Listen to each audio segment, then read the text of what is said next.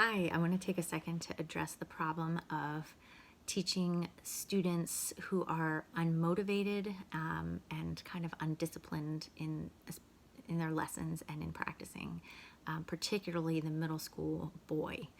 I often find that this is a really challenging age to teach in the classroom and in choir. This is a really awkward age and stage for a lot of boys. They don't really feel comfortable singing. They can't find the right octave. They're kind of all over the place. Their voices are totally changing. It's very disorienting, so they often would prefer just not to sing. In my private studio, I've often found this is a stage when I lose a lot of, or have lost a lot of, the middle school boys. They drop. Motivation just becomes really challenging. So I've over the years have tried to figure out ways to for retention and to just help them get through this challenging stage of life. I have 3 boys, 5 children, 3 of them are boys. 2 of them are through this stage. One is in the thick of it, 8th grade boy. And it's really interesting. The first time, my first son, when he hit like 12, it was really confusing to me because it's like he changed his thinking. He would just kind of do things that I just thought was kind of dumb. I thought he knew better. And I found that I learned about like neural pruning, and that the things that they did know, those neural pathways just truly get cut, and they have to relearn things as adults.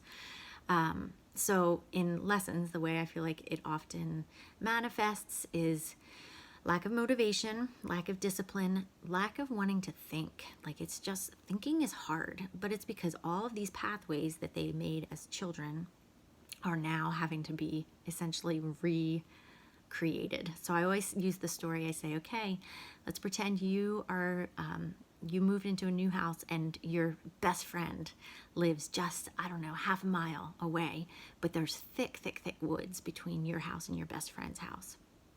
And so, but you want to be able to walk to your best friend's house anytime, and you guys want to be able to meet up and play and things like that. So the first time you walk to your best friend's house, there's briars, and so you walk out your back door and you go through, and you have to walk around a big briar patch, and then you walk over the other direction a little bit, and then you find there's a big log down, so you have to walk around the big log, and then you kind of go the other way a little bit, and then there's a creek, and you have to figure out where to cross the creek, so you have to go way downstream to be able to find a place where you can cross without getting your feet wet, and then you go up, and there's just like all these obstacles that you find. And so the first time it's just a mess, and it takes you forever to get to your friend's house. But the next time when you go, you remember, okay, there's that briar patch, so I'm not going to go that way. Okay, the log was over there. I'm not going to go that way. Oh, I remember where that street, the place to cross the creek, so I'm going to go down there right away. And you get a little bit more efficient, and the second time you can get to your friend's house a little faster. Well, then the third time you're like, all right, I remember how to get there and you can get there even faster.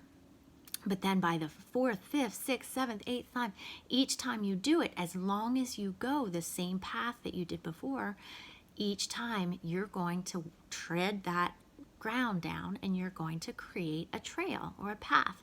And then by the time you have a well-trod path, you'll be able to run over to your friend's house in like a matter of like a minute. Maybe a couple minutes if it's a half a mile. But they understand that concept, and I use that as an analogy to teach them what's happening when we're learning something new, some new information or a new skill.